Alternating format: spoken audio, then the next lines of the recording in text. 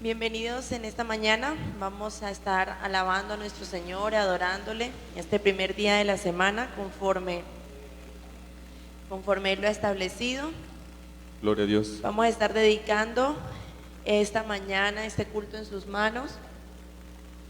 Vamos a estar orando en el libro de Lucas. Vamos a estar leyendo en el libro de Lucas, capítulo 24, versículo del 1 al 12.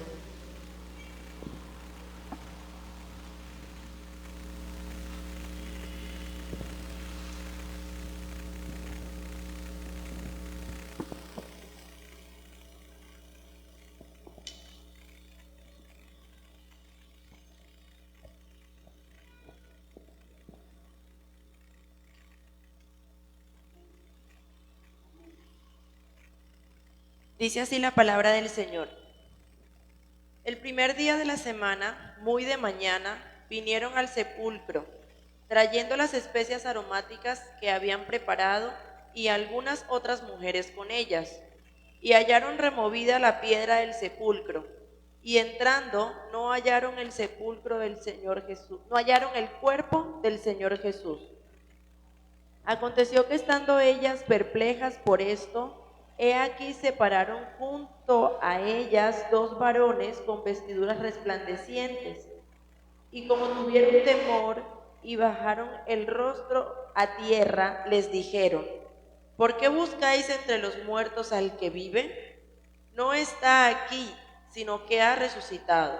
Acordaos de lo que os habló cuando aún estaban en Galilea, diciendo: es necesario que el Hijo del Hombre sea entregado en manos de hombres pecadores, y que sea crucificado, y resucite al tercer día.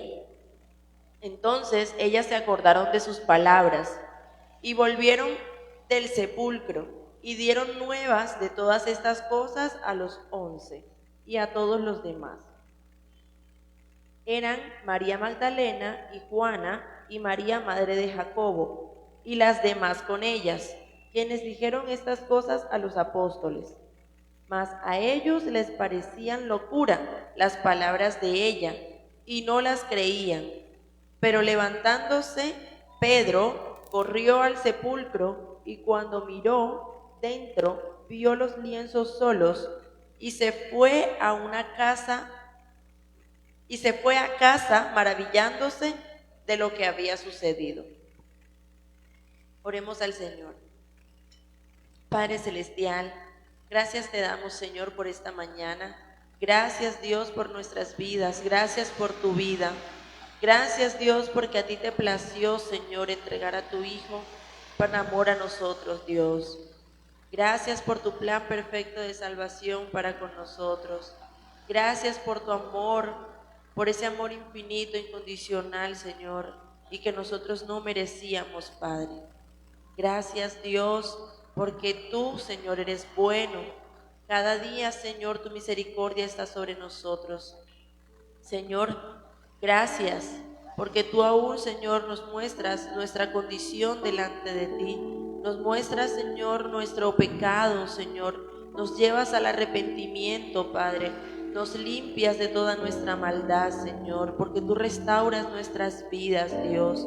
Y era necesario que tu Hijo padeciera en manos de los hombres, Padre, para que nosotros, Señor, pudiéramos ser reconciliados contigo a través de Él, Señor, por su sangre. Gracias, Dios, por tu gran amor, por haber enviado a tu Hijo a morir por nosotros, Señor, y estar dispuesto a sufrir, Señor, la muerte de tu propio Hijo por nosotros, Padre. Gracias, Señor. En esta hora, Señor, encomendamos este culto en tus manos como olor fragante y ofrenda agradable delante de ti, Señor. Desde nuestros corazones rendidos, Señor, a ti, en humildad, Señor, y en obediencia a tu voluntad, Padre amado. Que seas tú recibiendo, Señor, nuestra adoración en esta mañana. En el nombre de tu amado Hijo Jesús. Amén.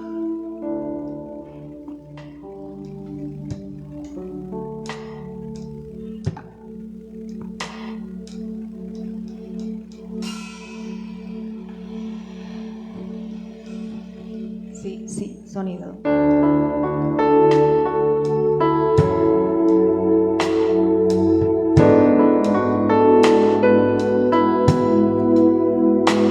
Que guardes el mandamiento sin mácula ni represión, hasta la aparición de nuestro Señor Jesucristo, la cual a su tiempo mostrará el bienaventurado y solo soberano, Rey de reyes y Señor de señores, el único que tiene inmortalidad, que habita en luz inaccesible, a quien ninguno de los hombres ha visto ni puede ver, al cual sea la honra y el imperio sempiterno. Amén.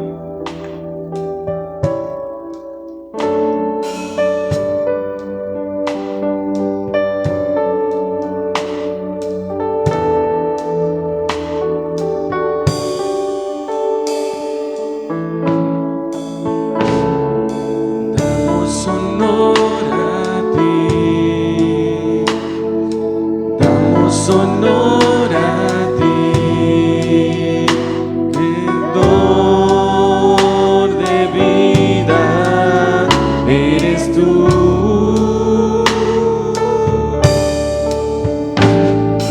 Damos honor a ti, damos honor a ti, porque no hay otro Dios como tú. Rey de reyes, admirable, eres el principio y fin, soberano y sublime, eres nuestro Salvador.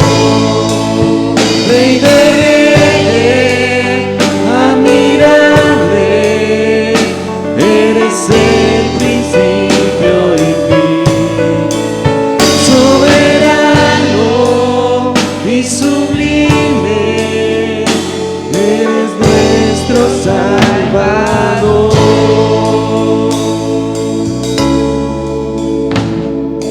Damos honor a ti, damos honor a ti, creador de vida eres tú.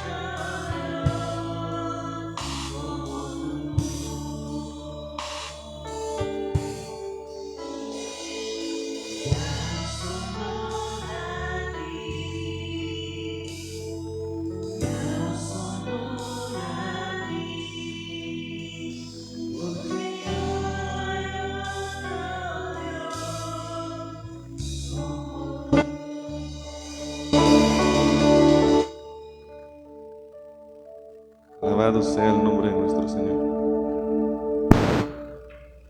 A ti eres, oh Dios, quien adoramos. Y por eso estamos en este lugar, Señor. Por eso estamos delante de tu presencia, oh Dios. En esta hora, Padre Celestial, unidos como tu pueblo, Señor. Unidos como ese remanente fiel que hace tu vida, que te adore en espíritu y en verdad, Señor. Aquí están nuestras vidas, Señor. Y a ti te adoramos todos los días de nuestra vida con lo que hacemos, con lo que somos y con lo que hablamos, Señor. Porque tú eres el único digno de recibir toda la gloria y toda la adoración. En el nombre de Jesús. Amén.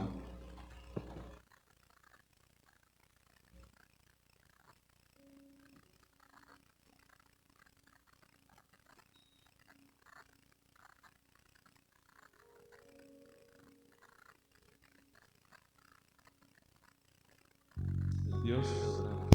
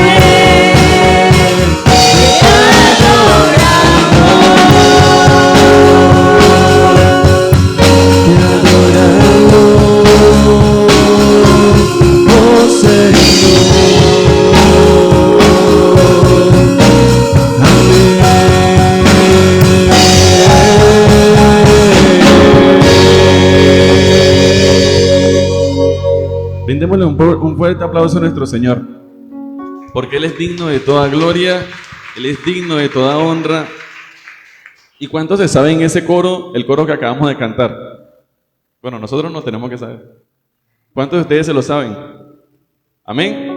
Y el que no se lo sabe, también se lo puede aprender, porque esa es la idea, que todos cantemos a una sola voz, adorando a ese Dios en el cual nosotros creemos. Le voy a pedir a los músicos que nos acompañen nuevamente con el coro. Dice el coro, ahí está: tú eres el Dios que adoramos, todopoderoso y soberano, grande en misericordia y poder para salvar. Y la segunda parte dice: tú eres el Dios que adoramos, quien derrotó la muerte y el pecado, glorioso Redentor y Rey, mi Rey, te adoramos, Dios. Amén. Cantémoslo de nuevo.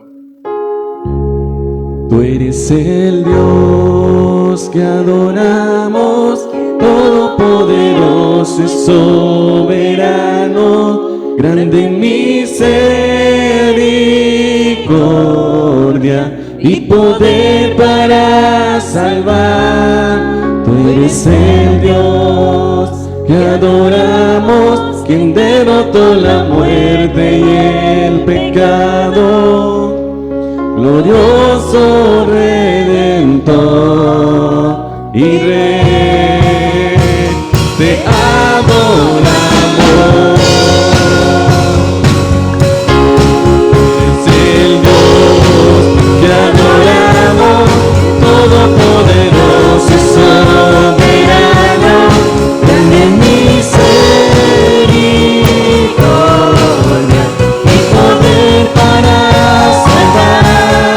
Tú eres el Dios que adoramos, quien derrotó la muerte y el pecado, glorioso Redentor, mi Rey, te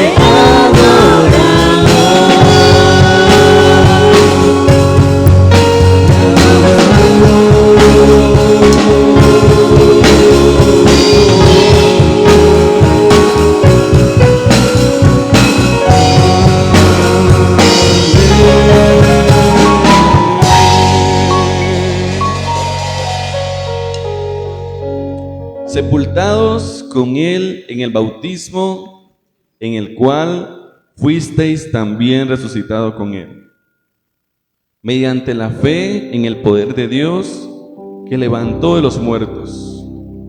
Y a vosotros, estando muertos en pecados y en la incircuncisión de vuestra carne, os dio vida juntamente con Él, perdonándoos todos los pecados, anulando el acta de los decretos que había contra nosotros, que nos era contraria, quitándola de en medio y clavándola en la cruz.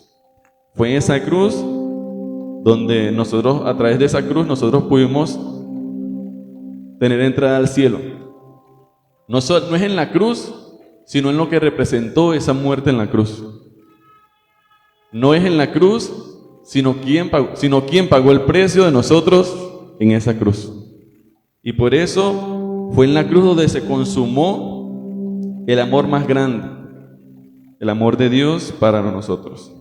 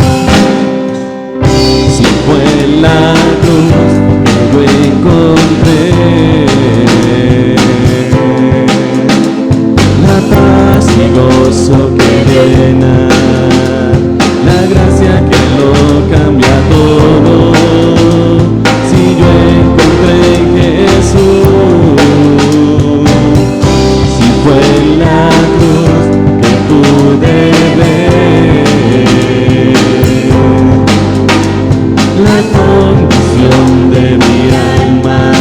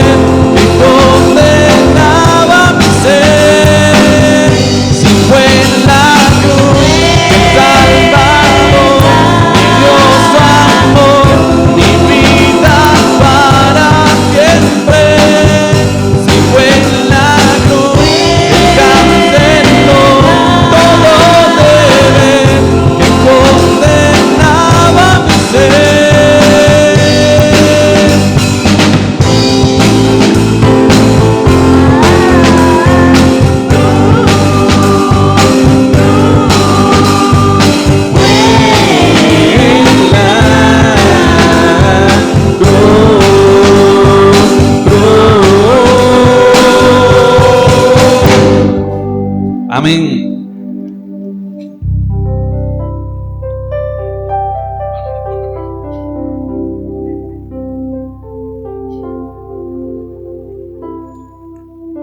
Fue en esa cruz, como lo dice en la estrofa, dice, si fue en la cruz que yo encontré la paz y gozo que llena, la gracia que lo cambia todo, ¿en quién? En Jesús. Y fue en esa cruz donde quedó expuesta nuestra condición de pecador, de que estábamos fuera de la presencia de Dios, pero también fue en esa cruz donde se nos permitió tener nuevamente nuestra relación con Dios. Y esa debe ser nuestra convicción y nuestra confianza. Y ahora que vamos a cantar otro coro, otra canción que hace mucha referencia a quién es Jesús. Jesús, el Hijo de Dios. Quisiera leer una cita bíblica basada en Mateo 14:33, que dice: entonces los que estaban en la barca vinieron y le adoraron, diciendo: verdaderamente eres Hijo de Dios. Y esa también debe ser nuestra convicción, de que Jesús es Dios, que es Dios, era el Hijo de Dios.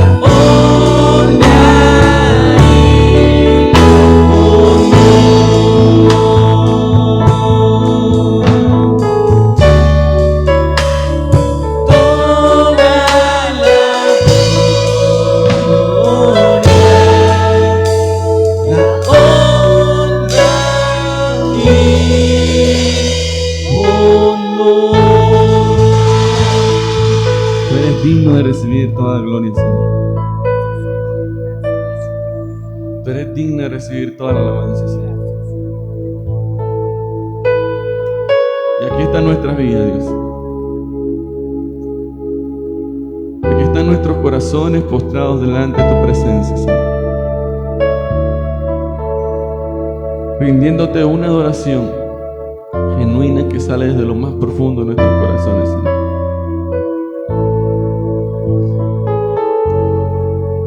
Cuando a veces creemos que las dificultades, que las circunstancias nos abruman, Señor, debemos confiar y descansar en el Hijo de Dios.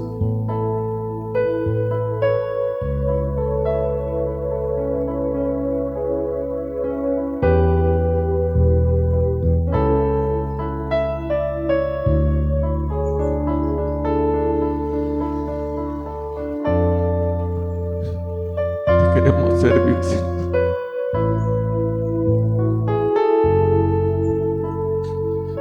Te queremos rendir una oración agradable delante de tu presencia, Dios. Como eres digno de recibirla. Porque no debemos decirle a las dificultades que son más grandes que nosotros, sino que debemos decirle que el Dios que tenemos es más grande que cualquier dificultad. Que ya venció la muerte, ya venció el pecado y ya venció al mundo. Y que no solamente recordamos hoy, como muchas personas recuerdan, la resurrección de nuestro Salvador, sino que a través de ese recordatorio descansamos de que nosotros también resucitaremos juntamente con Él. De que este tiempo en nuestro andar en esta tierra no se compara a la gloria de su presencia, Señor, por la eternidad. Cada día, Dios, aliéntanos a seguir adelante, Señor. Aunque no es fácil este camino, este trayecto que estamos recorriendo contigo, Dios, no es por nuestras fuerzas, sino que es con tu fuerza, Señor. Es tu Espíritu Santo que cada día nos da fuerza para seguir adelante, Señor. Que aunque caigamos, no nos quedemos en el piso, sino que podamos levantarnos y colocar cada día nuestra mirada en nuestro Salvador,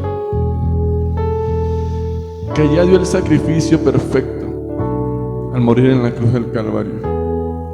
Que nosotros no debemos hacer ningún sacrificio para salvar nuestras vidas, porque ya Él lo entregó todo por salvarme a mí.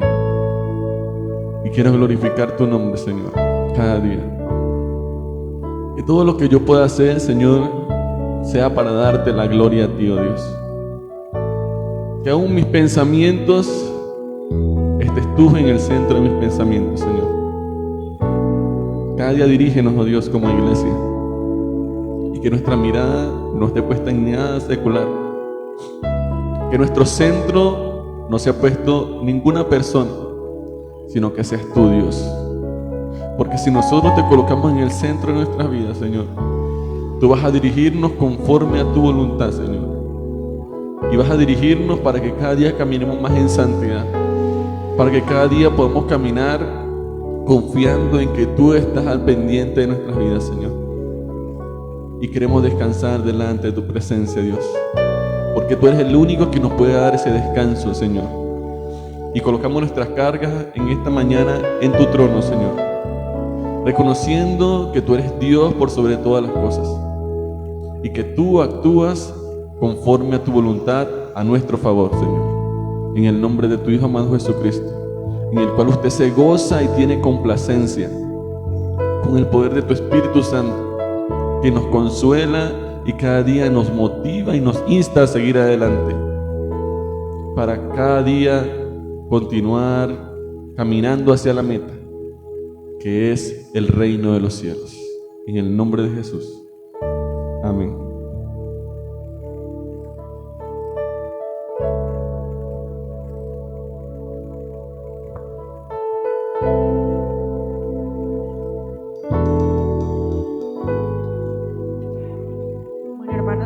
estar orando por las ofrendas. Vamos a leer en Proverbios capítulo 3, del 9 al 10.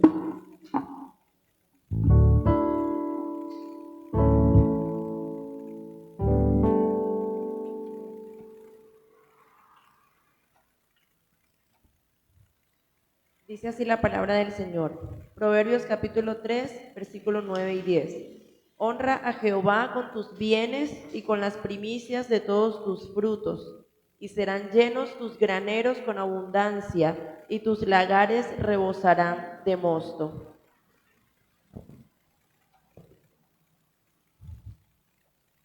Oremos al Señor. Padre Santo, en esta mañana, Señor, reconocemos que todo lo que traemos a este lugar como ofrenda, Señor, lo hemos recibido de tu mano. Padre, gracias, Señor, porque eres tú quien nos provees y nos sustentas todos los días. Eres tú, Señor, que nos provees el trabajo, los recursos económicos, el alimento, Señor, el lugar donde vivimos, Señor, aún la ropa que vestimos, Padre. Todo te lo debemos a ti, Señor. Gracias, Señor, por cuidar de nosotros todos los días como nuestro Padre bueno, que cuida de sus hijos y que conoce sus necesidades, Señor. En esta hora, Señor, traemos a ti, Señor, una ofrenda y te pedimos que seas tú multiplicando, Señor, nuestras ganancias, que seas tú bendiciendo nuestros trabajos, los lugares en los que trabajamos, Señor, nuestros negocios propios. Sé tú, Señor, derramando, Señor, bendición abundante para que podamos seguir dando, Señor, para que podamos seguir ofrendando para las necesidades de este lugar, Señor, para la extensión de tu reino, Padre amado, para que podamos dar cada vez más de lo que tú nos das, Señor, y seas tú llenando nuestros graneros, Señor, que podamos seguir dando en la medida que tú nos das, Señor, podamos seguir trabajando en tu obra, bendiciendo la vida de otras personas, Señor, con tu palabra y supliendo, Señor, las necesidades de este lugar de reunión, Padre, que es el templo donde nos reunimos, Dios Todopoderoso, y de cada una de las obras que estamos haciendo en Colorado, Señor, también. Sé tú proveyéndonos los recursos para seguir trabajando allá, Señor, y para llevar el evangelio a donde tú quieras que vayamos, Señor. En el nombre de Jesús te alabamos y te pedimos que tú bendigas estas ofrendas, Señor, y la vida de cada uno de nuestros hermanos que van a ofrendar en esta mañana. En el nombre de Jesús, amén. Pueden pasar a ofrendar.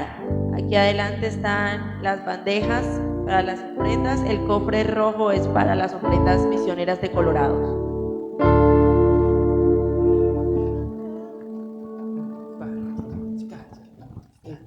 Sí.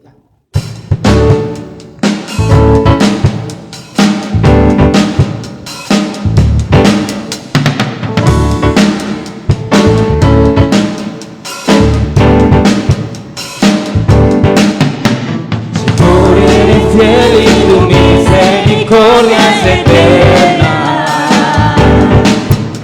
Señor, eres fiel y tu misericordia es eterna. Gente de toda lengua y nación, de generación a generación, te adoramos hoy. Aleluya, aleluya, te adoramos. Eres Señor, te adoramos, aleluya, aleluya, te adoramos, eres Señor, eres fiel.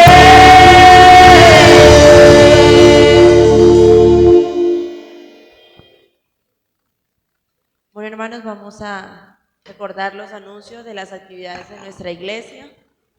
La escuela bíblica los domingos a las 9 de la mañana, liderada por nuestro pastor Yorley.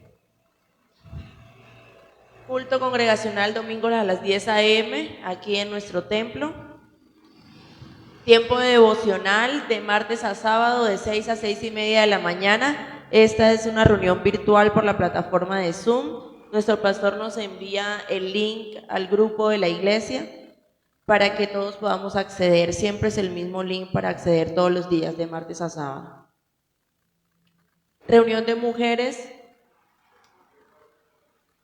reunión de hombres, martes 7 p.m. cada 15 días, igual que las reuniones de mujeres también son los martes. Reunión de oración, estudio bíblico los miércoles a las 7 p.m. aquí en nuestra iglesia presencial. El grupo familiar, jueves 4 p.m. en la casa de nuestro hermano Dayan, calle 63, número 1W14 en el barrio El Mutis. Y el de nosotros en nuestra casa, calle 33, número 2033, aquí a media cuadra del Parque Antonia Santos. Los viernes a las 7 de la noche cada 15 días. Gracias. Evangelismo el sábado a las 3 p.m. en Colorados. Reunión de jóvenes los sábados a las 5:30 aquí en la iglesia, cada 15 días presencial y cada 15 días virtual a las 6. ¿Ya no? Entonces todos los sábados presencial los jóvenes a las 5:30. Esos son los anuncios de las actividades que tenemos acá en nuestra iglesia cada semana, para todos los que quieran participar y unirse con nosotros.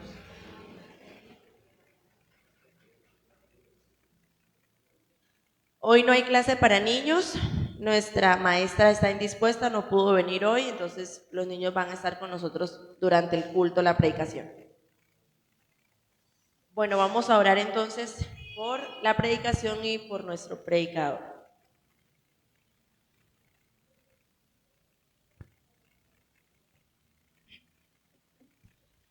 Padre Celestial, una vez más te damos gracias, Señor, por permitirnos estar aquí en este lugar, dispuestos nuestros corazones a escuchar y recibir tu palabra, Señor, con humildad, Señor, y con agrado, como un gran tesoro, Señor, que es tu palabra para nosotros. Señor, en este momento te damos gracias también por la vida de nuestro pastor Yorley. Gracias por esta palabra que tú le has dado, Señor, para bendecirnos en este día, para edificar nuestras vidas espiritualmente, para darnos aliento, Señor, para darnos dirección, para darnos consuelo, Señor, para darnos guía, Señor, porque tu palabra es la luz que ilumina nuestro camino, Padre. Gracias por su vida, por la de su familia, Señor, por la de su esposa y sus hijos. Gracias por esta labor que tú le has encomendado, Señor, la cual es de bendición para cada uno de nosotros, los miembros de esta iglesia. Sigue ayudándolo, fortaleciéndolo, dirigiéndolo en sabiduría, Señor, para que siga compartiendo y predicando fielmente tu palabra para la gloria de tu nombre, Señor. Señor, que la predicación que Él va a exponer en esta mañana sea, Señor, bendiciendo grandemente nuestras vidas en esta mañana y que podamos recordar tu verdad en cada momento, que ella se haga no solamente en nuestros oídos, sino también en nuestras mentes y corazones y que se haga viva, Señor, en nuestra vida, en nuestro diario vivir, que podamos vivir conforme a tu voluntad. En el nombre de Jesús. Amén.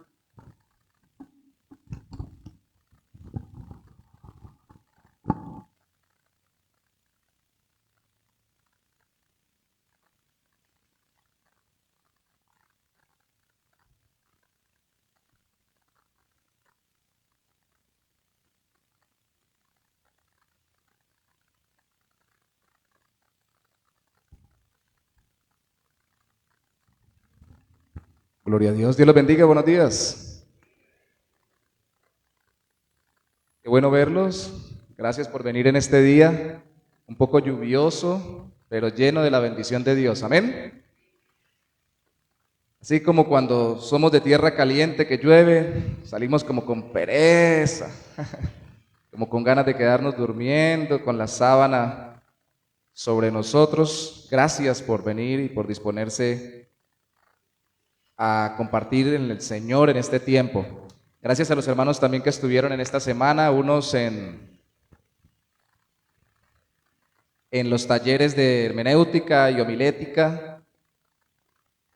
De pronto no recordé lo suficiente las fechas y las horas, porque después se me cruzó con la vigilia, pero gracias porque a pesar de que habíamos dicho que empezábamos a las 9, y al final yo dije que empezamos a las 8, prácticamente a las 8:30 realmente empezamos y terminamos casi a las 3 de la mañana.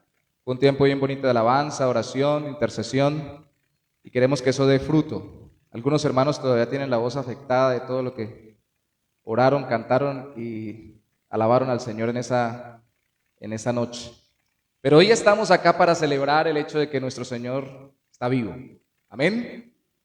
Así que le voy a pedir, por favor, vaya conmigo a 1 Corintios capítulo 15, versículo 1.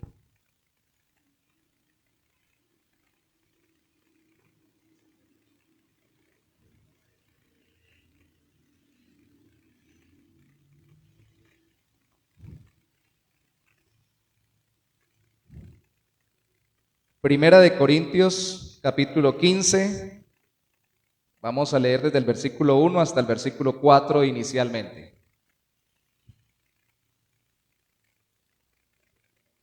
Dice así la palabra del Señor. Además, os declaro, hermanos, el evangelio que os he predicado, el cual también recibisteis, en el cual también perseveráis, por el cual asimismo, si retenéis la palabra que os he predicado, sois salvos, si no creísteis en vano.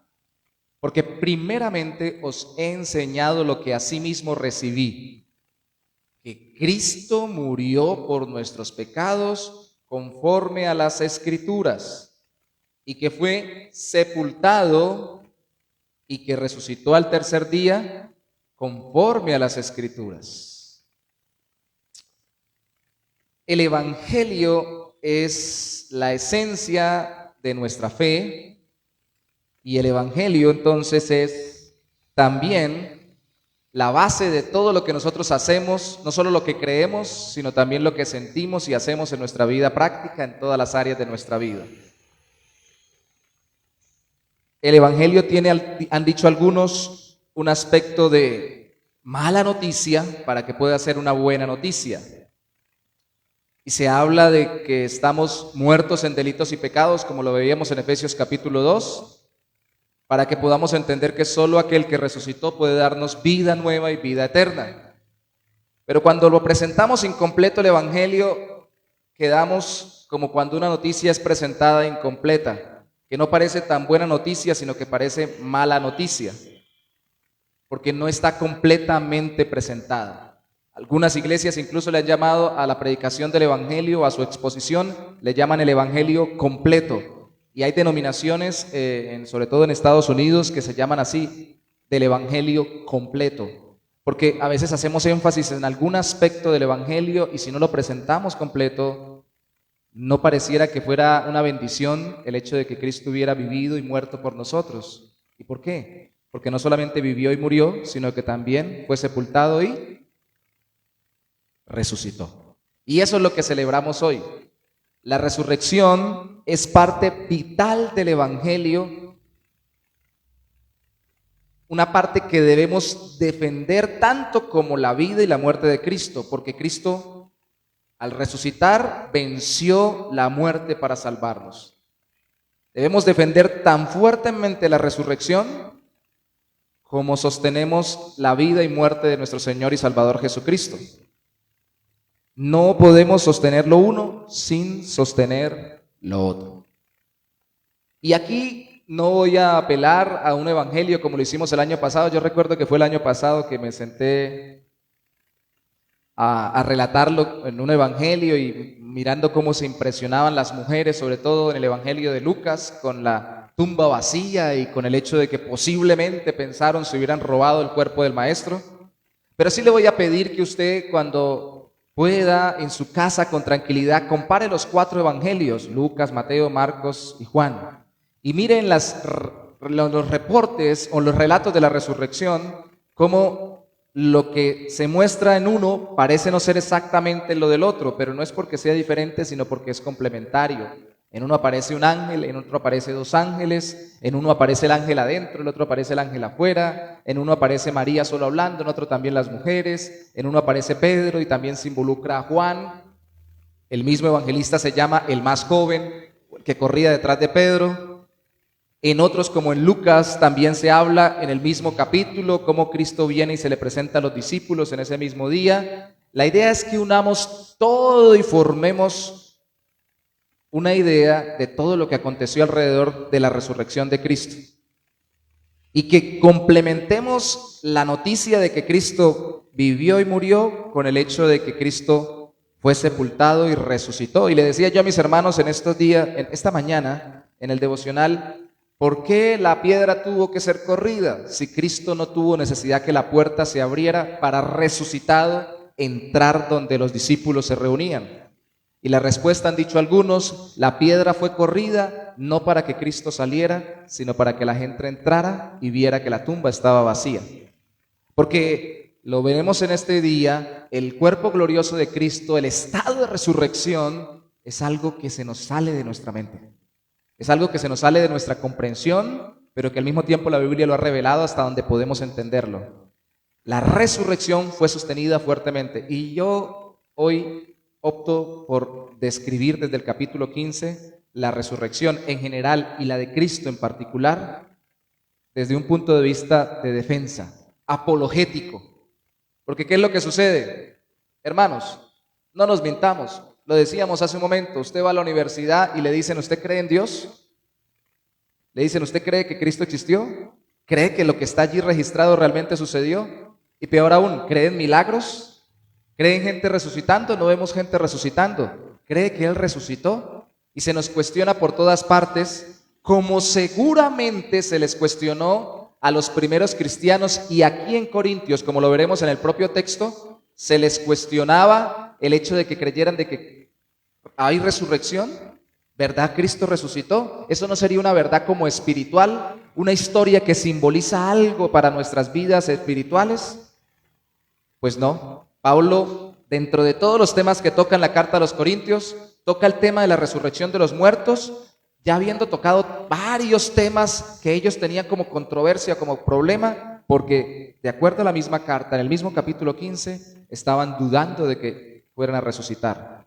¿Por qué dudaban que fueran a resucitar? Primero, por el ataque de la cultura atea, agnóstica, pero segundo, porque ya se estaban muriendo personas y Cristo nada que venía o que regresaba y la gente moría, moría y moría. Empezaron a morir los primeros cristianos. ¿Y estos qué? ¿Y ellos resucitarán después como Cristo resucitó? Y si Cristo viene y ellos ya han muerto, ¿los resucita? ¿Y nosotros si estamos vivos, qué pasa con nosotros? Habían dudas y eso es apenas normal. También pasa hoy en día en nuestra iglesia, en nuestro tiempo. Así que como bosquejo solamente vamos a decir 4 cosas en todos esos versículos. Primero, que la resurrección fue profetizada bíblicamente. Segundo, que la resurrección fue testificada personalmente. Tercero, que la resurrección fue y todavía puede ser argumentada lógicamente. No es una cosa ilógica. Y cuarto, que la resurrección conlleva una victoriosa necesariamente. Se necesita la resurrección para que haya verdadera victoria de Cristo y para que verdaderamente nosotros venzamos. Si no hay resurrección, no hay victoria. Primero, profetizada bíblicamente, versículo 4, y que fue sepultado y que resucitó al tercer día conforme a las Escrituras. ¿A cuáles Escrituras, hermanos? ¿Dónde decía que iba a resucitar al tercer día? En el Antiguo Testamento. Confiamos nosotros en el Nuevo Testamento para interpretar el Antiguo, porque el Nuevo Testamento narra la interpretación de Cristo y la de los discípulos de Cristo, de los apóstoles, sobre el Antiguo Testamento. Entonces podemos apelar nosotros, en este caso, a Mateo. Si usted quiere puede ir conmigo. Mateo capítulo 12, versículo 40. Mateo 12, 40. Porque como estuvo Jonás, está hablando Cristo, en el vientre del gran pez 3 días y 3 noches, así estará el Hijo del Hombre en el corazón de la tierra 3 días y 3 noches. Bueno, han habido debates de si realmente hay 3 días y 3 noches entre la muerte de Cristo y la resurrección, según él lo dice en Mateo 12:40. ¿Sí existieron esos 3 días y esas 3 noches? Algunos han calculado que había un día de reposo antes del día de reposo normal, que era el Shabbat, el séptimo, y por eso se incrementa un día, y han dicho que no murió el viernes, sino algunos lo han puesto hasta el jueves. Y otros simplemente han concluido que los judíos, como la mayoría en la antigüedad, no solamente calculaban como días el día completo, sino las fracciones del día y las fracciones de la noche. Y simplemente una parte de la noche podía contar como toda la noche, y por eso dicen, no, falleció, como hemos creído siempre, el jueves y terminó viéndose o mostrándose resucitado el domingo. El caso es que Cristo aquí está apuntando al hecho de que fueran fracciones de días y de noche, o noches y días completos. Iba a suceder que Él iba a estar, ¿en dónde? No en el vientre del gran pez, sino en el corazón de la tierra. ¿Y cuál es el corazón de la tierra? El centro, que iba a ser sepultado. Obviamente eso es una figura literaria. Él está diciendo que realmente este hombre que hoy en día se cuestiona, Jonás, si realmente estuvo o no dentro de un pez, dice sí lo estuvo, y estuvo por 3 días y 3 noches, y yo también lo estaré. No existía una profecía abierta o explícita sobre que el Mesías muriera y resucitara al tercer día en el Antiguo Testamento, pero existe esta interpretación inspirada por el Espíritu de Dios, que obviamente capacitaba a Cristo en su humanidad, aunque Él era Dios también, dada por el mismo Señor, diciendo que esto fue un acto profético que tipificaba lo que Cristo haría. Entonces, por eso dice Pablo, conforme a las Escrituras. Así conforme pasó con Jonás, pasaría con Cristo, que resucitaría al tercer día. ¿Me explico? ¿Sí me doy a entender, cierto? No necesitamos una profecía explícita que dijera el Mesías resucitará después de 3 días de muerto, cuando ya todo el mundo crea que no. No. Aquí vemos la interpretación inspirada del mismo Salvador, que es la palabra hecha carne, el Hijo de Dios hecho hombre, y que dice que eso fue lo de Jonás, una realidad, pero que también profetizaba sobre lo que pasaría con él. Ahora vaya conmigo a Hechos, capítulo 2, versículo 24. Dijimos que no solamente el Nuevo Testamento está conformado por lo que Cristo dijo e hizo, sino también por lo que los hombres que Él dejó y los cercanos a los apóstoles, inspirados por el Espíritu de Dios, escribieron y quedó dentro del canon inspirado. Hechos capítulo 2, escrito Hechos por el compañero de Pablo, Lucas. Hechos capítulo 2, versículo 24 al 32. Está Pedro predicando después del Pentecostés. Inmediatamente la gente empezó a decir que estaban borrachos. Él empezó a explicar que era la presencia del Espíritu de Dios conforme a la profecía de Joel, y empezó a predicar el Evangelio y a hablar de Cristo. Y dice en el versículo 24, al cual, a Cristo, Dios levantó, sueltos los dolores de la muerte. Alguien podría decir, lo levantó simplemente como cuerpo muerto. No, suelto los dolores de la muerte, quiere decir librado de la muerte. Por cuanto era imposible, subraya ahí con todos los colores, imposible que fuese retenido por ella. ¿Por qué? Cita el Antiguo Testamento, porque David dice de él, veía al Señor siempre delante de mí, porque está a mi diestra, no seré conmovido. Por lo cual mi corazón se alegró y se gozó mi lengua, y aún mi carne descansará en esperanza, porque no dejarás mi alma en el Hades, ni permitirás que tu santo vea corrupción. Me hiciste conocer los caminos de la vida, me llenarás de gozo con tu presencia. Esto es un texto del Salmo capítulo 16, versículo 8 al 11, que aunque hasta ese momento en que los hombres de Dios, en este caso Pedro a través de una predicación y luego Lucas registrándolo en Hechos de los Apóstoles, no lo habían identificado como una profecía sobre la resurrección, lo era. ¿Por qué no lo habían identificado tan claramente? Porque no se había cumplido y el Espíritu Santo de Dios no se los había revelado. Pero simplemente tal vez se hubiera podido tomar como una posibilidad para el Mesías, porque David era el rey y el Mesías en el tiempo del Salmo 16, y el Mesías sería descendiente del rey David. Y ese Salmo 16 con todas esas palabras apuntan obviamente primeramente al sufrimiento de David. Porque David no quería que el Señor lo dejara en medio de su sufrimiento y le decía confiadamente que no dejaría su alma en el Hades, ni permitirías que tu santo vea corrupción. Y si usted piensa que cuando David escribió ese salmo seguramente estaba pensando en que Dios no lo dejara morir, muy probablemente ese era su primer pensamiento. Pero muy probablemente también, y es lo que creemos por la obra inspirada del Nuevo Testamento, no solo apuntaba a Cristo, sino que también en su corazón se fraguaba la esperanza de una vida después de la muerte, como cuando Job escribió también en medio de su sufrimiento: en mi carne he de ver a Dios. Y él estaba esperando que Dios lo sanara, pero también esperaba que Dios hiciera algo más allá de lo natural y una vida después de la muerte. Hay solo atisbos en el Antiguo Testamento de la vida después de la muerte, ¿cómo sería? Lo que sí es cierto es que en algunas partes se habla sobre la resurrección abiertamente, como en la profecía de Daniel. Y la resurrección de Cristo es el seguro de que la resurrección existe. Hermanos, yo digo todo esto, cito la Biblia y yo mismo caigo en cuenta de dónde vivo, con quiénes vivo, en qué generación vivo. Estoy hablando de resurrección, vida después de la muerte. Aquí todo el mundo lucha para no morirse. Nadie pone cuidado si vamos a tener vida después de la muerte. Todo el mundo quiere es alargar la vida. A mí no me hable de si hay vida después de la muerte, yo lo que no quiero es morirme.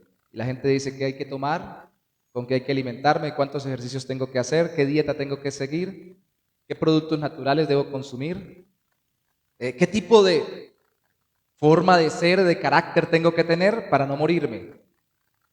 Pero hay más que la vida terrenal. La resurrección apunta al hecho de que ya se había profetizado que Cristo resucitaría porque era necesario que Él venciera la muerte. ¿Para qué? Busque Romanos capítulo, que está cerquita de allí. Romanos capítulo 4, versículo 24 al 25. Hay varios textos que hablan el para qué de la resurrección de Cristo, pero hoy solo tomemos este, como lo analizábamos en el taller de hermenéutica. El tema grande del Evangelio de Romanos es, de la carta de Romanos es el Evangelio, pero el gran tema resaltado del Evangelio es la justificación por la fe. Así que Romanos capítulo 4, versículo 24 y 25 nos dicen: sino también con respecto a nosotros, a quienes ha de ser contada, esto es, a los que creemos. ¿En quién? En el que levantó de los muertos a Jesús, Señor nuestro. Verso 25, el cual fue entregado por nuestras transgresiones, y entendemos que dice fue entregado por nuestras transgresiones, está apuntando a su muerte en la cruz por nosotros, y resucitado para nuestra justificación. O sea, Él pagó por nuestros pecados, pero resucitó para que nosotros fuésemos justificados. ¿Y qué significa justificados? Es un término legal que significa declarados justos, no culpables. Sencillamente no es que fuéramos inocentes, sino que alguien pagó por nosotros la pena. Él la pagó en la cruz, pero no se proclamó que ya estaba cancelado el pago, sino hasta que, o se corroboró hasta que Él resucitó. Quedó claro y satisfecho el hecho de que ya nosotros podemos, confiando en que Él murió por nuestros pecados, saber que tenemos el pago completo. Y obviamente Él resucitó para también mostrarnos el hecho de que así como Él resucitó, nosotros también resucitaremos con Él. En últimas, el gran problema es que si Cristo no resucitó, entonces tampoco nosotros tendremos una vida después de la muerte. Ese es el gran conflicto. Entonces fue profetizada bíblicamente, y me demoré un poquito más para citar algunos textos, pero si usted vuelve conmigo a 1 Corintios capítulo 15, en la defensa que Pablo hace sobre la resurrección, que sí existe la resurrección, dice en el versículo 5, y que apareció a Cefas, o sea Pedro, y después a los 12. Entonces no solo fue profetizada bíblicamente, sino que también fue testificada personalmente. Pregunta: ¿quién vio a Cristo resucitar? Respuesta: nadie. Pregunta: ¿quién vio a Cristo resucitado? Crucificado lo vieron muchos. ¿Resucitado? Respuesta: muchos. Y aquí hay una lista de los muchos que lo vieron resucitado. La resurrección no fue testificada presencialmente en vivo y en directo, es decir, nadie estuvo allí mirando cómo era que Cristo estaba levantándose de la muerte, pero sí fue testificada o hubo testigos personalmente porque personas tuvieron contacto con Él resucitado. ¿Qué personas? Versículo 5, Cefas, que es el nombre arameo, si no recuerdo mal, para el griego Pedro, que significa piedra. El apóstol Pedro se encontró con el Cristo resucitado, pero también dice que después se encontraron los 12. Y este versículo puede traer referencias a Lucas 24:34, Mateo 28:16 y 17, Marcos 16:14, Lucas 24:36, Juan 20:19. Ahí hay una recopilación. Se le apareció a Pedro y a los 12. Y uno dice, pero bueno, esos eran de los de él, de los más cercanos. Le podían haber seguido la cuerda ellos y decir, se me apareció. ¿A nadie más se le apareció Cristo resucitado? ¿Qué dice Pablo allí?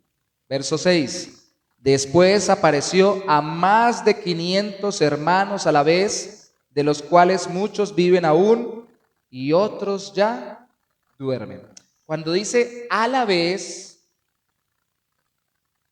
puede ser traducido que en conjunto, y no necesariamente que todos juntos, los 500 en un solo momento, sino que en la sumatoria total se le apareció a todos, resucitado, de los cuales muchos viven aún y otros ya duermen. Por ejemplo, ahí pueden estar los dos que iban camino a Emaús, que se aparecen en el capítulo 24 de Lucas, y pueden estar otros muchos más a los cuales se le apareció. Pero ¿qué es lo importante de este versículo, hermanos?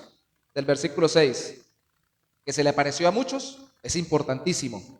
Pero ¿qué creen ustedes que es importante para que los corintios supieran en ese momento cuando Pablo escribía esa carta? Que esos muchos que dice ahí, verso 5. Exacto, viven aún.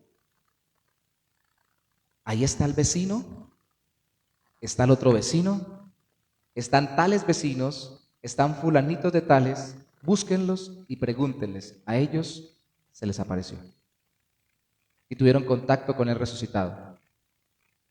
Es el testimonio directo. Una cosa es decir, allá, como pasa con la teoría de la evolución, ¿no? Allá. ¿Y cuándo fue que se convirtió el hombre en mono? Hace mucho tiempo. ¿Y por qué no se sigue convirtiendo el hombre en mono? No, porque eso fue hace miles de millones de años. ¿Y por qué no vuelve a pasar? No, porque eso tiene que pasar otros miles de millones de años y mandan todo para allá, para atrás, para no tener que mostrar que eso vuelve a suceder o que eso sucedió realmente. Pero aquí dice, no, eso sucedió y se murieron algunos ya de los que lo vieron resucitado, pero muchos viven todavía. Así que si quiere, vaya y pregúnteles. Vaya, haga el esfuerzo, dice Pablo a los corintios. ¿A quién también se le apareció? Esto se pone más interesante cada vez. Los unos eran de mucha confianza, los otros eran más lejanos y todavía estaban vivos. Pero versículo 7, después apareció a Jacobo y después a todos los apóstoles. Ese todos los apóstoles tal vez quiere decir a todos los del equipo apostólico adicional a los 12, que al final, de acuerdo a Hechos capítulo 2, serían los 120 que estuvieron en el momento del Pentecostés. Pero dice que se le apareció a Jacobo. ¿Y quién era Jacobo? ¿Quién era Jacobo? La mayoría interpreta que este Jacobo no fue el que fue después muerto, uno de sus discípulos o de sus apóstoles. Por eso hace la diferencia que dice después a todos los apóstoles. Y otros dicen que porque seguramente se le apareció varias veces a los apóstoles. Pero este Jacobo lo saca de los apóstoles porque seguramente era el hermano de Jesús. El autor de la carta del Nuevo Testamento llamada Santiago, San Jacob. Santiago, que terminó llamándosele así en el español. ¿Y por qué es importante que se le apareciera un hermano de él de sangre? Algunos dicen que no era hermano de sangre de la misma mamá, sino que era un primo. Sobre todo en el catolicismo romano no quieren reconocer que pudiera tener parientes tan cercanos porque no quieren reconocer que María pudiera tener más hijos después. Pero ¿por qué es importante que se le apareciera un familiar? Porque ellos no solamente no anduvieron con él, sino como muestra la escritura, pensaban que estaba loco. Y varias veces quisieron impedirle, incluyendo a su propia mamá, que siguiera predicando el evangelio. ¿Usted se imagina esa experiencia? yo ser hermano, o usted imagínese como hermano del Salvador, viviendo, criándose con él, y diciendo es que está como medio loco. Yo me acuerdo cuando nos estábamos criando y jugábamos juntos, ir a buscarlo para que dejara su locura, y luego que lo matan, se le aparece a usted resucitado, particularmente, especialmente, y usted diga, ay hermano, yo no sabía, qué pena, perdóneme. ¿Usted se imagina la conmoción de Jacobo, del hermano de Jesús? Y este es un testigo muy especial, porque es un testigo que siempre dudó y hasta renegó seguramente del hecho de que su hermano estuviera diciendo que era el Mesías o el Salvador. Pero hay otro testigo especial. ¿Quién será el último testigo presencial que enlista aquí Pablo? Obviamente están muchos metidos en las frases, sobre todo cuando son plurales, pero dice el versículo 8, y al último de todos, como a un abortivo, como un parto fuera de tiempo, podríamos decir hoy en día, o demasiado tarde, me apareció a mí. Eso es lo que está registrado en Hechos capítulo 9, versículo 3 al 6. Cuando Cristo se le aparece a Pablo, no se le aparece como un espíritu y simplemente como una luz, iluminaba o alumbraba, pero se le aparece con cuerpo resucitado. ¿Y recuerdan cuando se le aparece a Pablo? Tan pronto cae Pablo, Pablo no dice, ¿qué es esto? Sino le dice, Señor, ¿quién eres? Reconoce que es alguien que lo está doblegando en su propio corazón y en su propia vida. Y el Señor le habla, Saulo, Saulo, ¿por qué me persigues? Dura cosa te es dar cosas contra el aguijón. Tú estás persiguiendo a mi pueblo, me estás persiguiendo a mí. Se le aparece resucitado. ¿Qué quieres que haga, Señor? Entonces el Señor lo envía a que se guarde hasta que uno de los suyos vaya y ore por él y le diga qué tiene que hacer. Hermanos, Pablo sí sabía lo que es el encuentro con el resucitado. Algunos han dicho que tal vez él, no solamente por sus capacidades intelectuales, culturales, aún religiosas, y por su propio temperamento, que Dios lo preparó todo eso de una forma providencial, sino que especialmente porque no conoció a Cristo, como él lo dice en otras partes, en la carne, es decir, antes de morir y resucitar, sino que lo conoció resucitado. Es que él predicaba tan vehementemente, tan fuertemente y tan contundentemente. Y que aunque los otros que lo conocieron antes de morir y resucitar lo hubieran visto resucitado, de todas formas todavía tenían la experiencia con el Cristo que vivió con ellos sin resucitar, y por eso no eran tan entregados y tan terriblemente esforzados por predicar. Pablo conocía, era el resucitado, y algunos deducen de que cuando él dice que fue enseñado por el Señor y dice que pasó un buen tiempo en Arabia preparándose, o allá retirado en el desierto de Arabia, que el Señor mismo también le enseñó en ese lugar todo lo que debía entender o interpretar del Antiguo Testamento sobre su obra salvadora, que conocía al resucitado. Y mi preocupación es que aun cuando veíamos en las diapositivas esta mañana que una iglesia cristiana puede tener una cruz, ya quitaron el púlpito donde tenía la cruz allí, puede tener una cruz, pero la idea es que la tenga vacía porque representa el hecho de que Cristo murió en la cruz, pero ya no está allí.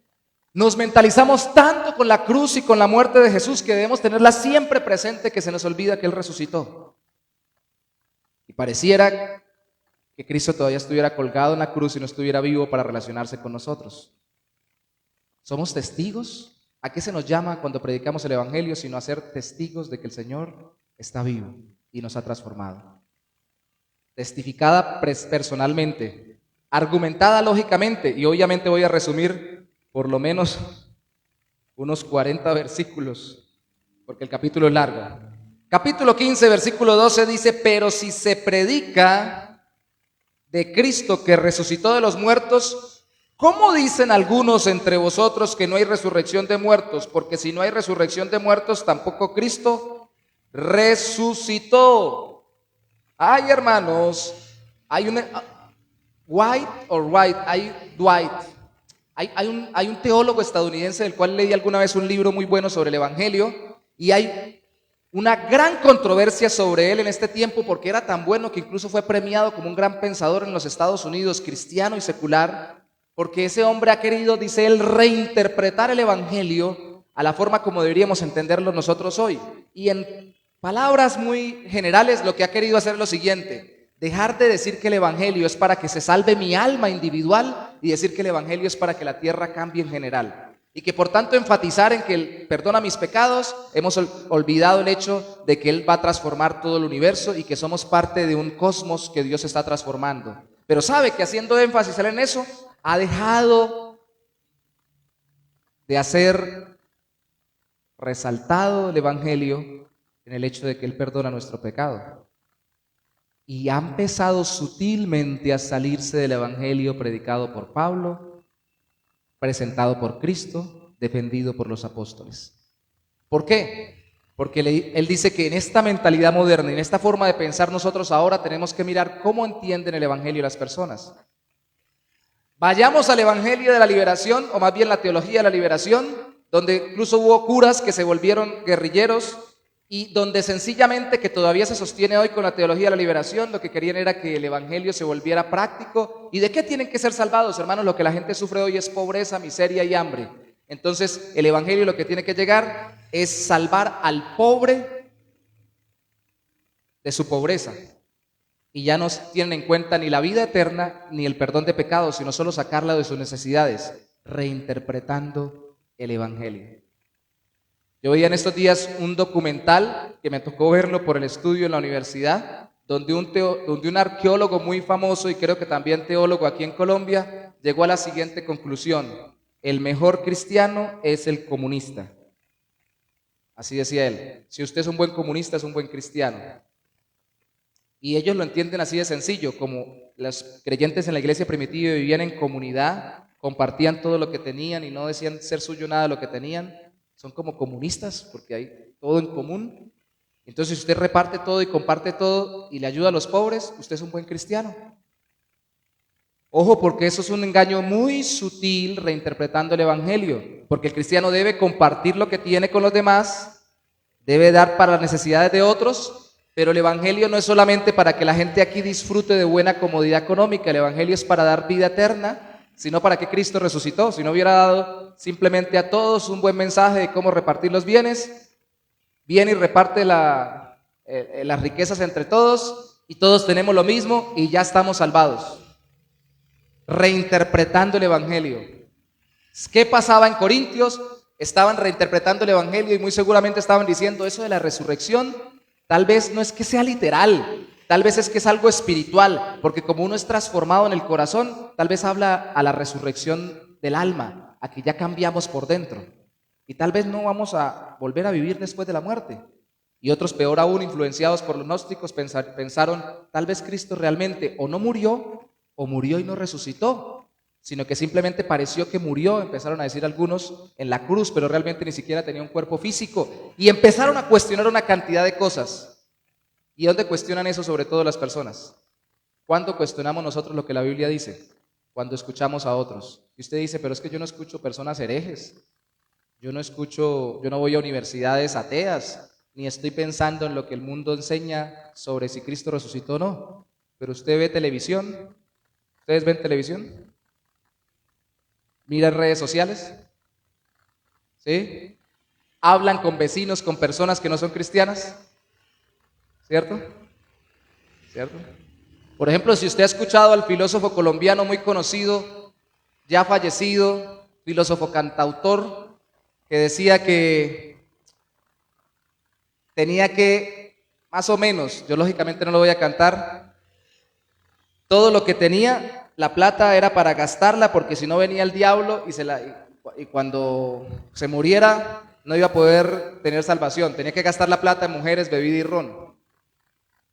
Escucha ese filósofo secular vallenateando, ¿o no es así? O los que se emborrachan en las cantinas antes, ahora no sé con qué canciones serán, antes no era con rancheras que decían por ellas aunque mal paguen, y todo el mundo decía por ellas aunque mal paguen, sí, hay que emborracharse uno.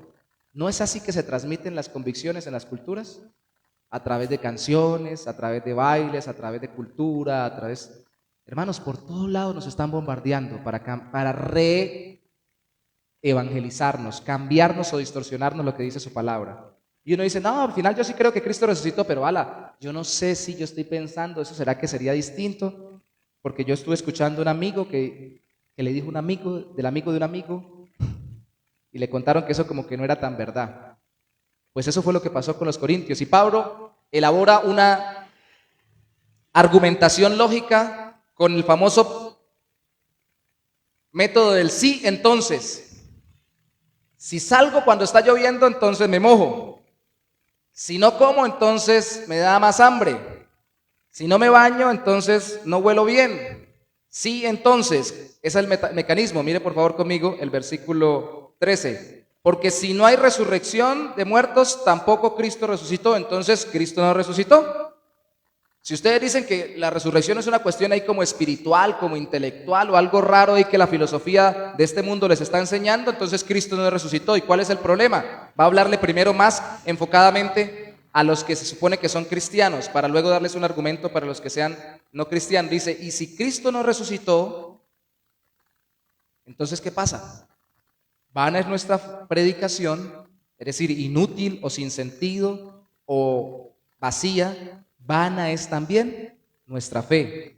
Y si somos hallados falsos testigos de Dios porque hemos testificado que que Él resucitó a Cristo, al cual no resucitó, si en verdad los muertos no resucitan, porque si los muertos no resucitan, tampoco Cristo resucitó, y si Cristo no resucitó, vuestra fe es vana, aún estáis en vuestros pecados. Entonces, ¿para qué dicen que Cristo les perdonó los pecados si no resucitó? De nada sirvió que muriera en la cruz. Si no resucitó, no tenemos perdón de pecados. Así de sencillo. Hermanos, no se trata de una parte del evangelio, se trata de todo el evangelio. Esto es poderosísimo. Ah, no, sí, el Señor me perdona. Y hay gente que le quita más todavía. ¿Y cómo lo perdona? No, Él me perdona porque yo me arrepiento bastante. No solamente no piensa en la resurrección, sino que tampoco piensa en la muerte de Cristo expiatoria.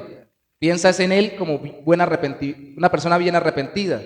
Otros, peor aún, se quedan más atrás, ni siquiera necesitan arrepentirse. No, porque el Señor me tiene en cuenta las cosas buenas que yo hago. Ese no es el evangelio, y en la medida que le quitemos más elementos al evangelio, resurrección, muerte expiatoria, conversión, y al final no tengamos nada de los elementos principales del evangelio, entonces no es evangelio y estamos perdidos en nuestros delitos y pecados. ¿Se dan cuenta por qué peleamos tanto? Porque en teología, o en bien en la iglesia, seamos un poco más teólogos y sepamos un poquito mejor en qué consiste la palabra de Dios y el evangelio que predicamos. Acabo de decirles el argumento sí, entonces, al final, para creyentes que estaban dudando, Pablo les enseña, si Cristo no resucitó, entonces no les perdonó los pecados, punto. Dice en el versículo 19, y si en esta vida solamente esperamos en Cristo, somos los más dignos de conmiseración de todos los hombres. Además, somos unos locos de tenerles compasión, unos pobres tontos que estamos pensando que el Señor nos perdonó si Cristo no resucitó. ¿Se dan cuenta lo fuerte del argumento de Pablo? Le está diciendo a ustedes en qué están metidos. O confían en el Señor realmente, o no confían. O se quedan en la iglesia, o no se quedan. O se quedan con Cristo y su obra completa, muerte y resurrección, o deséchenla por completo, o como le diría Cristo en la iglesia de la Odisea, en el Apocalipsis, o son fríos o son calientes, tibios los vomitaré de mi boca. Afírmense completamente en el Señor, porque ¿qué trae esto? Desaliento. Uno dice a las personas, ¿cómo está? Ahí, cristiano. ¿Y cómo le va? Llevándola. Y si estuviera papá aquí me contestaría, ¿y para dónde la lleva? ¿Y qué lleva? Llevando la pena, las dificultades, los problemas, las angustias, desanimadísimos. No pareciera que Cristo no solo hubiera muerto por ellos para perdón de sus pecados, sino que hubiera resucitado para luego darles una vida eterna también y una resurrección de sus cuerpos. No, son tan pesados los problemas nuestros cuando no pensamos en todo lo que Cristo hizo. Ay, uno termina tan desanimado y tan desalentado que después dice, ¿sí será verdad o no será verdad todo eso que predican en la iglesia? Yo no sé, y amanece un día que le dice, mija, ¿por qué tengo que ir a la iglesia hoy? Y de pronto la señora le dice, porque usted es el pastor y le toca predicar. Hasta los ministros se desaniman, porque vivimos poniendo la mirada ¿en qué? En las cosas que están pasando a nuestro alrededor, y no en lo que Cristo hizo para salvarnos a nosotros. Es una argumentación para creyentes desanimados y dudando. Y les afirma de ahí en adelante, y hermanos, tengo que leerles esto, si en el versículo 20, mas ahora Cristo ha resucitado de los muertos, primicia de los que durmieron es hecho. Aquí ya pregunta, ustedes están dudando, pero si dudan, entonces nos pasaría esto. Pero yo les voy a afirmar, Cristo ha resucitado, es primicia de los que durmieron, verso 21, porque por cuanto la muerte entró por un hombre, también por un hombre la resurrección de los muertos, porque así como en Adán todos mueren, también en Cristo todos serán vivificados, pero cada uno en su debido orden. Cristo las primicias, luego los que son de Cristo en su venida, y luego el fin, cuando entregue el reino al Dios y Padre, cuando haya suprimido todo dominio, toda autoridad y toda potencia.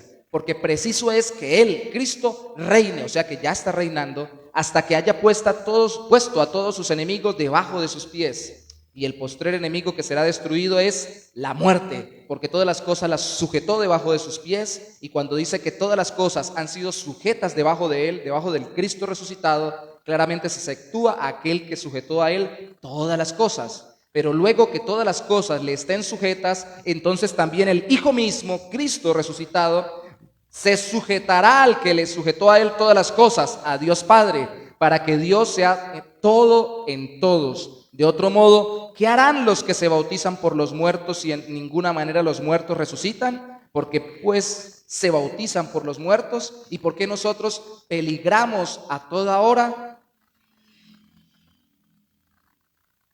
¿Por qué entonces nos sacrificamos tanto? Dice Pablo.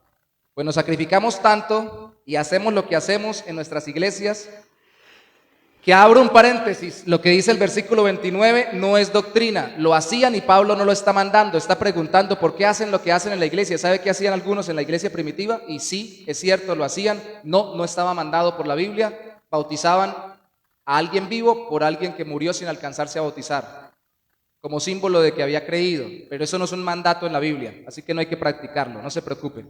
Pero Pablo dice, todo lo que usted hace en la iglesia se supone que es porque usted confía que Cristo resucitó, y todo lo que nosotros sufrimos o peligramos o que casi que todos los días arriesgamos la vida a muerte, como dice en el versículo 31 Pablo, lo hacemos porque creemos que Cristo resucitó, lo hacemos porque estamos seguros de lo que acabo de decir, que Cristo resucitó como primicias, fue el primero, pero vienen los demás después.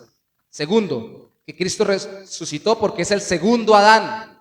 Él tiene una nueva generación, así como el primer Adán.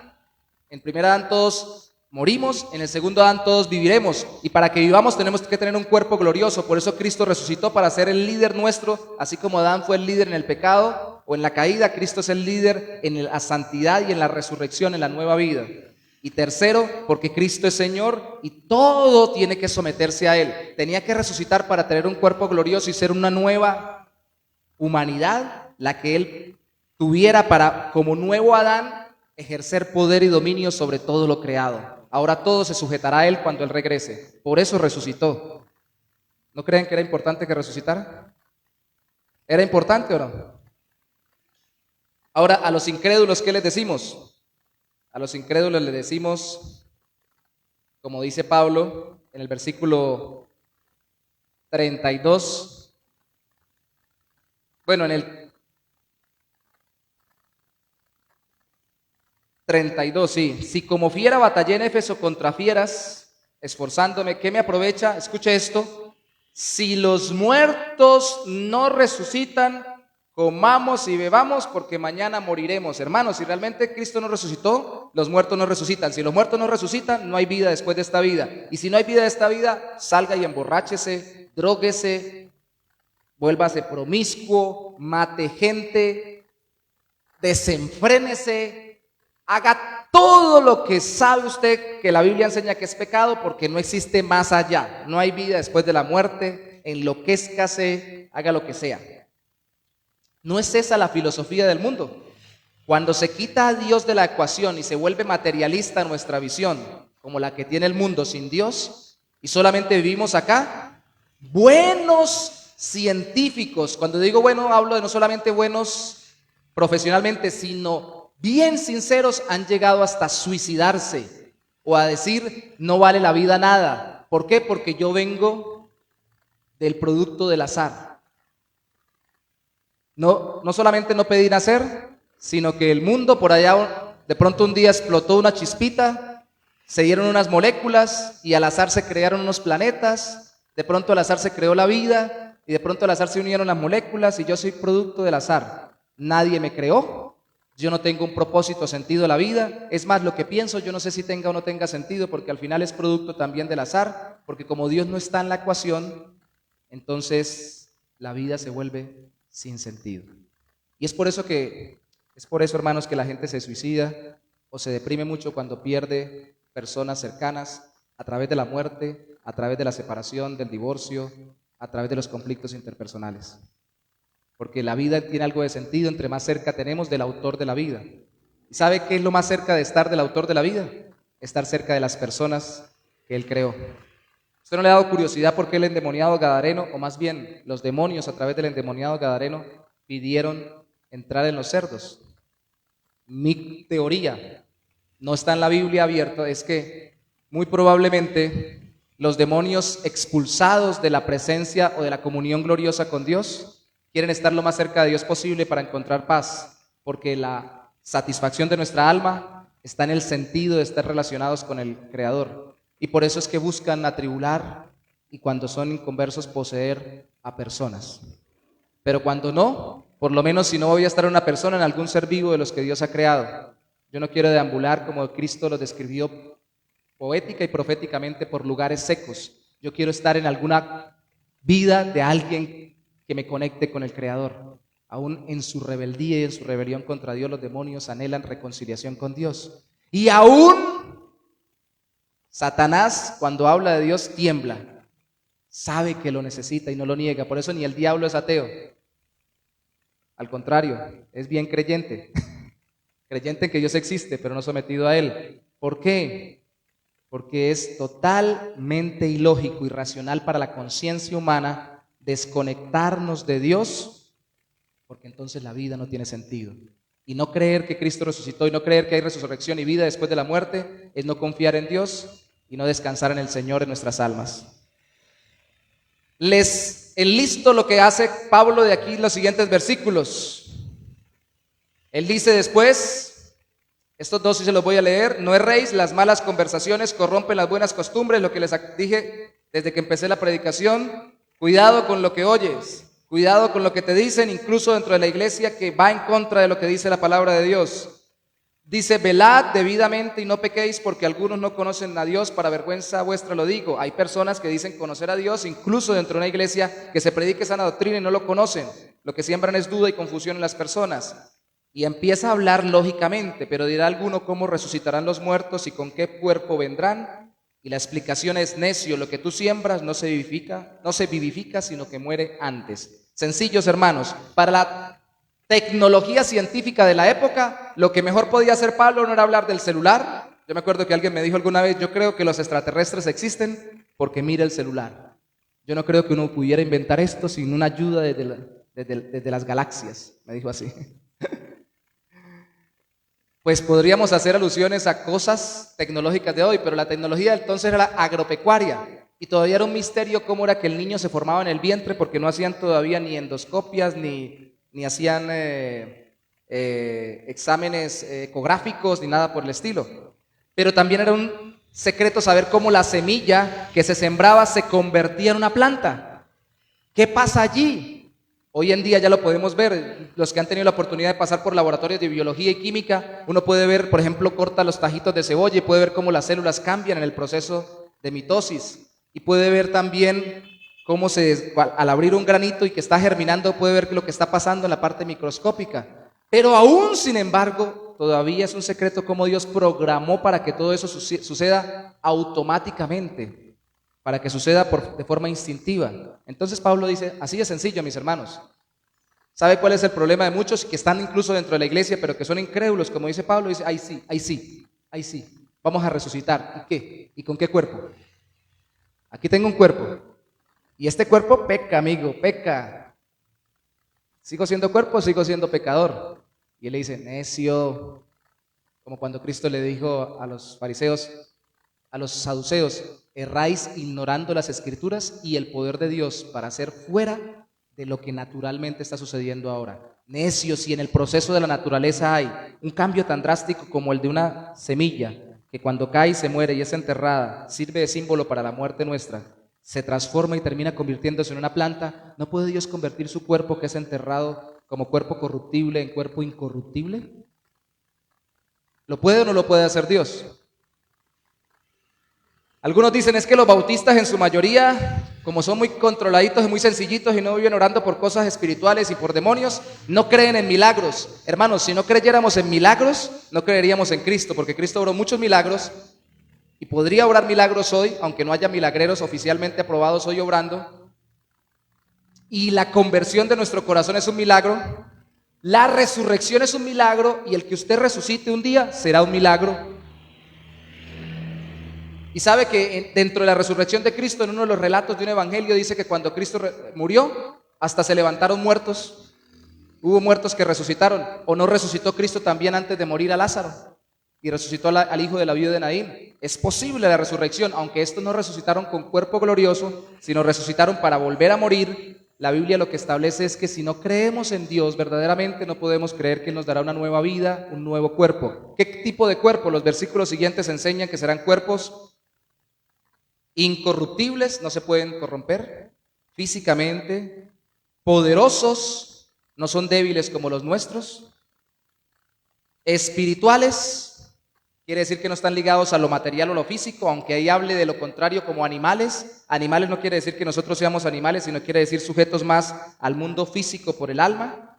Y celestiales, quiere decir no terrenales, como el cuerpo de quién. Seremos o tendremos el cuerpo como el cuerpo de ¿quién ya resucitó y fue las primicias y es nuestro hermano mayor?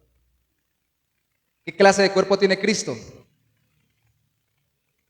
Cuerpo glorioso, ¿cierto? ¿Qué significa que sea cuerpo glorioso? Incorruptible, celestial, poderoso, espiritual. Ahora, pensemos lo que les decía hace un rato. Me he alargado un poquito porque quiero que esto quede claro, esto es una doctrina básica. ¿Qué cuerpo tuvo Cristo cuando resucitó? ¿Pudo comer? ¿Ustedes cómo saben eso? La Biblia lo dice. Por lo menos les cocinó a los discípulos un pescado, ¿no? Ajá.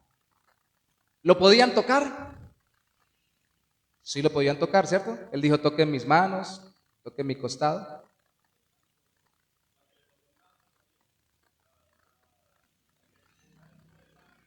Ah, pero eso fue antes de morir. Cuerpo resucitado.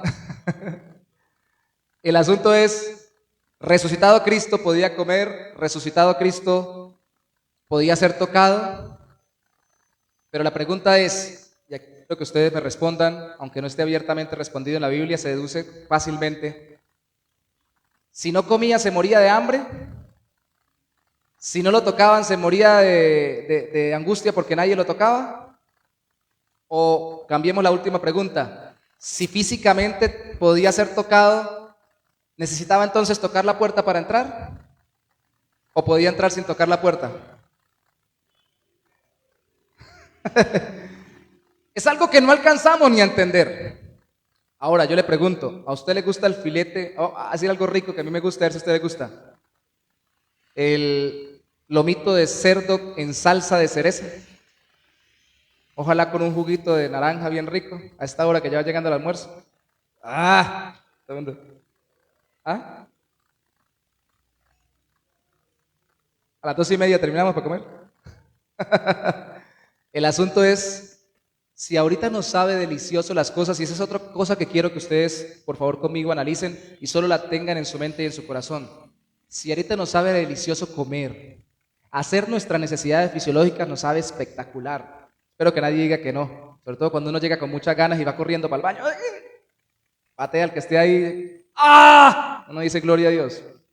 Si uno cuando come, come con ganas. Si uno cuando hace lo que hace con su cuerpo de ahora físico, porque a algunos les parece terrible que uno hable lo que hace con el cuerpo físico, pero lo hacemos con nuestro cuerpo físico.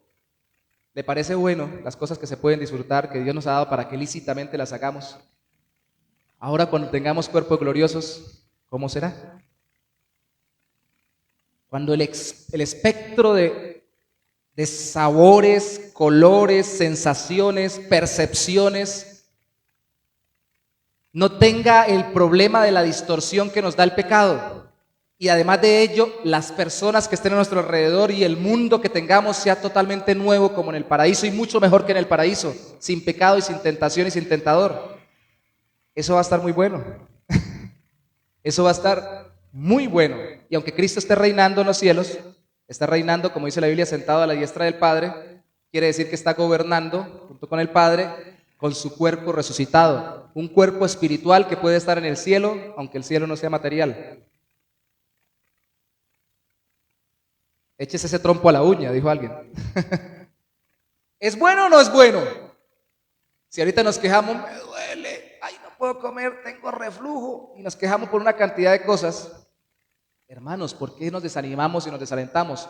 Porque no sabemos para dónde vamos y no recordamos que Cristo resucitó para que nosotros resucitemos también un día con Él. ¿Hay estado intermedio? Sí, si morimos y Él no ha venido, entonces iremos con Él al cielo sin cuerpo, pero cuando Él venga nos resucitará el cuerpo, porque el plan no es que quedemos como un espíritu flotando, sino que tengamos cuerpos nuevos en una nueva creación.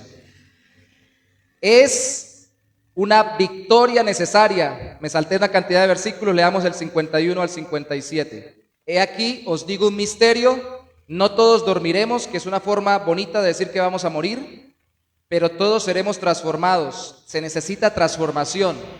En un momento, en un abrir y cerrar de ojos, a la final trompeta, porque se tocará la trompeta, eso significa que se anunciará o que vendrá con anuncio inmediato la venida de Cristo. Los muertos serán resucitados incorruptibles y nosotros, si estamos vivos, obviamente, como lo dice también Tesalonicenses, seremos transformados. Eso que sucederá en la resurrección, si Cristo viene y no hemos muerto, sucederá en nosotros instantáneamente, porque es necesario que esto incorruptible se vista de se vista de incorrupción, y esto mortal de inmortalidad. Y cuando esto corruptible se haya vestido de incorrupción y esto mortal se haya vestido de inmortalidad, entonces se cumplirá la palabra que está escrita: sorbida es la muerte en victoria. Ya está vencida porque no existe más. ¿Dónde está, oh muerte, tu aguijón? ¿Dónde, oh sepulcro, tu victoria? Está citando antes a Isaías y ahora a Oseas. Ya que el aguijón de la muerte es el pecado y el poder del pecado la ley, mas gracias sean dadas a Dios que nos da la victoria por medio de nuestro Señor Jesucristo.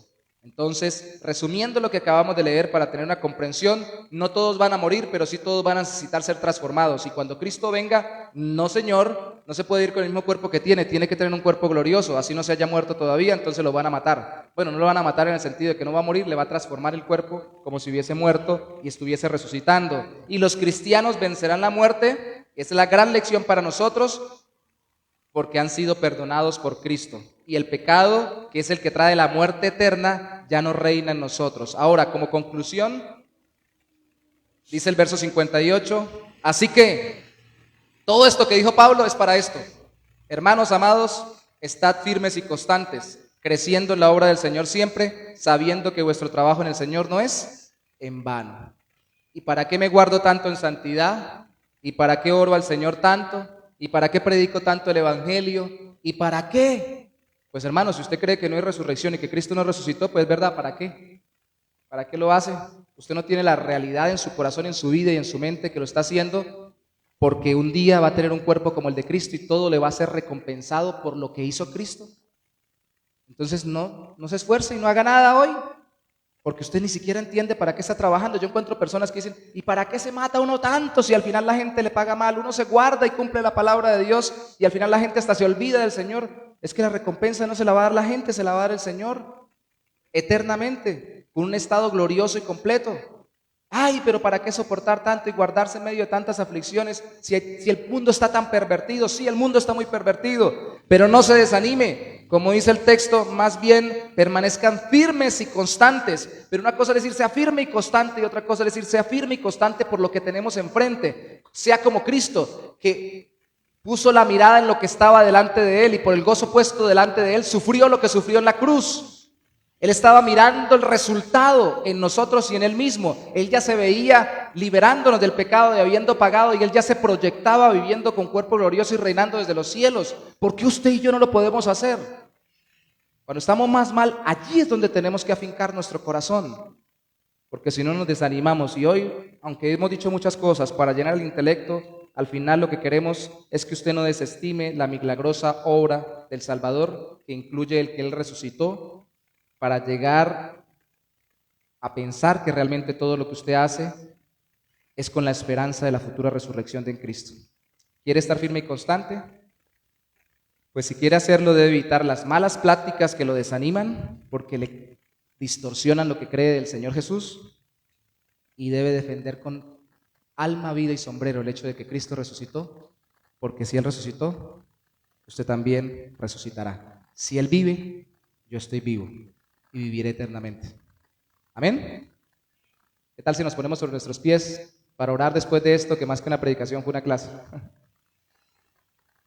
Señor, gracias te damos en esta mañana por permitirnos meditar en la gloriosa verdad de la doctrina de la resurrección, porque no tenemos, oh Santo Dios, otra esperanza más grande que la de ser como nuestro Señor Jesucristo. En esta vida, mientras estamos en cuerpos débiles, terrenales, animales o materiales, corruptibles, nuestra esperanza es que seamos transformados internamente en nuestro carácter, en nuestra alma, en nuestro corazón, conforme a la imagen de Cristo. Pero Señor, si esto solo se quedara allí, seríamos los más miserables, como dice Pablo. Sabemos que Cristo resucitó y la resurrección es real porque Él resucitó para darnos vida eterna, y nuestra esperanza está puesta más allá de este mundo, más allá de esta vida. Tendremos cuerpos gloriosos y seremos como Él. Y las enfermedades ya no existirán, ni las dolencias, ni los problemas, ni los conflictos, ni la corrupción física, ni las corrupciones morales. Tendremos total satisfacción y recompensa por todo lo que hayamos hecho para la gloria del Señor y para la extensión de su reino. Trabajar, tener familia, ser padres, ser hijos, ejercer el ministerio, todo lo que hacemos, Señor, lo hacemos y no es en vano. Tiene recompensa. La recompensa gloriosa será cuando tengamos cuerpos gloriosos y estemos para siempre con nuestro Señor.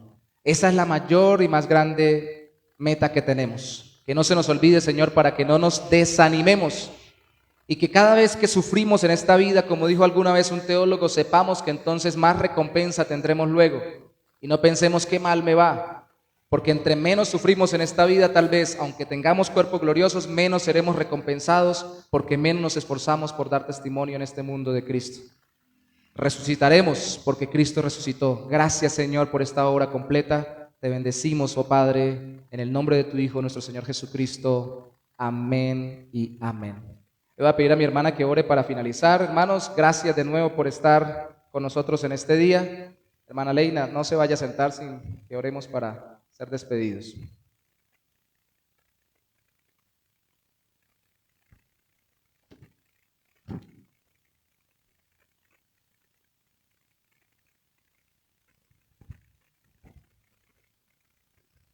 Bueno, hermanos, hagamos la oración final. Padre Santo, gracias te damos, Dios, porque tú has sido bueno con nosotros, Señor. En esta mañana nos has bendecido en gran manera, nos has animado por medio de tu palabra. Gracias, Señor, porque podemos tener esta esperanza, Señor, en ti, esta esperanza gloriosa, Señor, de resucitar contigo, Señor, de vivir eternamente contigo, porque tú resucitaste primero, Señor. Y así como tú resucitaste, Señor, también tenemos la esperanza, Señor, de ser levantado entre los muertos y ya hemos muerto antes que tú vengas, Señor, por tu iglesia.